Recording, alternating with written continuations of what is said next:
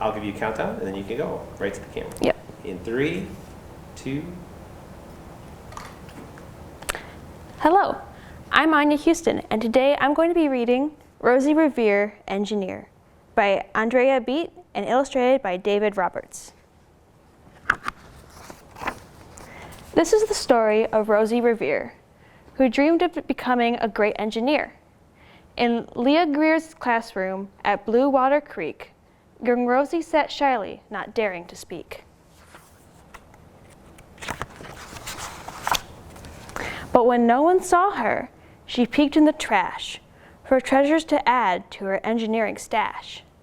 And late at night, when Rosie rolled up her sleeves and built in her hideaway under the eaves.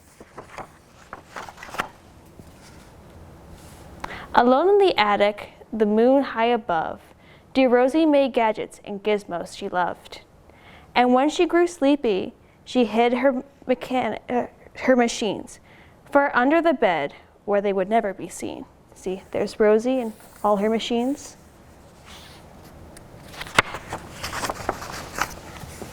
When Rosie was young, she had not been so shy. She worked with her hair swooping over one eye and made fine inventions for uncles and aunts, a hot dog dispenser and helium pants.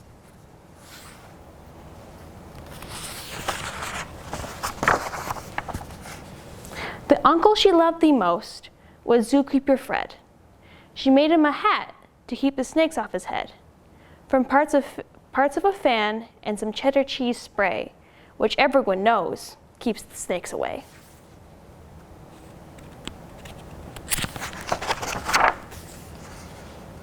And when it was finished, young Rosie was proud, but Fred slapped his knee and chuckled out loud.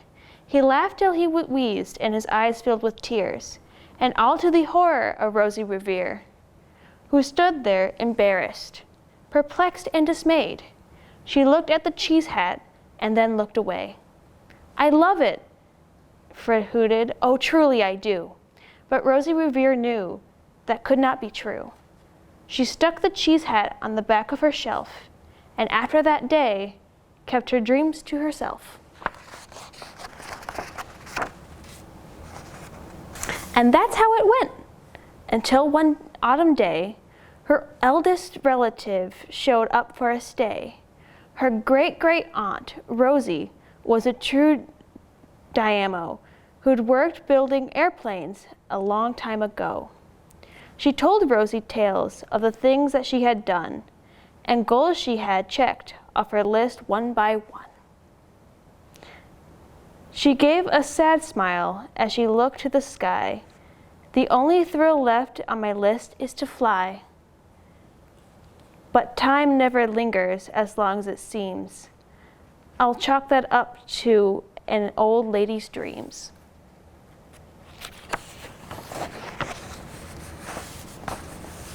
That night, as Rosie laid wide-eyed in bed, a daring idea crept into her head. Could she build a gizmo to help her aunt fly? Could she looked at the cheese hat and said, "No, not I." But questions are tricky, and so hold on tight, and this one kept Rosie awake through the night. So when dawn approached and red streaks lit the sky, young Rosie knew just how to make her aunt fly. She worked and she worked till the day was half gone, then hauled her cheese copter out to the lawn to give her invention a test just to see the ridiculous flop it might turn out to be.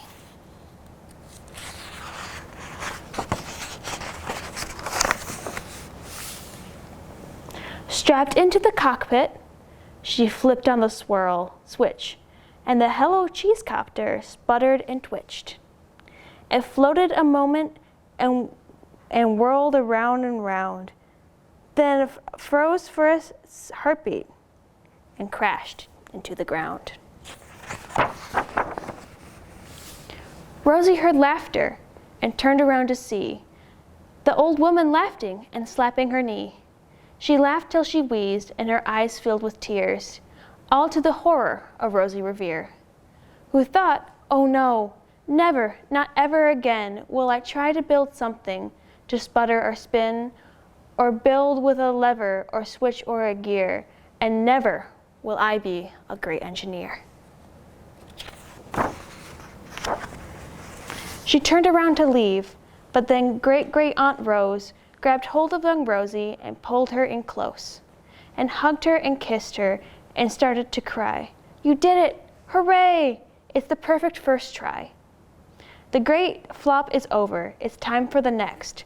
Young Rosie was baffled, embarrassed and perplexed.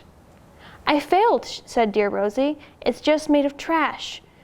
Didn't you see it? The cheese copter crashed. Yes, said her great aunt. It crashed, that is true. But first it did just what it needed to do. Before it crashed, Rosie, before that, it flew. Your brilliant first flop was a raging success. Come on, let's get busy and on to the next. She hauled a notebook to Rosie Revere, who smiled at her aunt as it all became clear. Life might have its failures, but this was not it. The only true failure can come if you quit. They worked till the sun sneaked away to its bed. Aunt Rosie tied her headscarf around Rosie's head and sent her to sleep with a smile ear to ear, to dream the bold dreams of a great engineer.